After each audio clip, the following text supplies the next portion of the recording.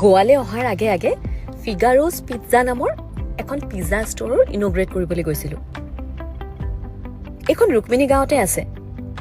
তেওঁলোকৰ বিশেষত্বটো হ'ল যে পিজ্জা বুলি ক'লে সাধাৰণতে আমাৰ মনত এনেকুৱা ভাৱ এটা আহে যে এইটো হেল্ডি নহ'ব, কিন্তু তেওঁলোকৰ বেছবোৰ ইমান হেল্ডি আৰু কোনো এটা বস্তু হাতেৰে তৈয়াৰ কৰিবলগীয়া নাথাকে, সকলো মেচিনত হয় আৰু খুব চাফাকৈ তৈয়াৰ কৰে। ইমান যে ভেৰাইটি আছিলে নহয়, তেওঁলোকে ময়দাৰ খুব কমেই ব্যৱহাৰ কৰে। এই কথাটো শুনি ইমান ভাল লাগে। এতিয়াৰ পৰা মোৰ ল'ৰা ছোৱালীকেইটাকো ইয়াৰ পৰা পিজ্জা খুৱাব পাৰিম। আৰু এইটো দেখি লোভ লাগিছেনে বাৰু? একেলগে যে কিমান টুকুৰা খালো নহয়, আৰু হেল্ডি বুলি শুনাৰ পিছত সেই গিল্টটো নাইকিয়া হৈ গ'ল। তাতে আহিলে অকণমানি কেইজনীমান, মোলৈ এখন চিঠিও লিখি আনিছিল।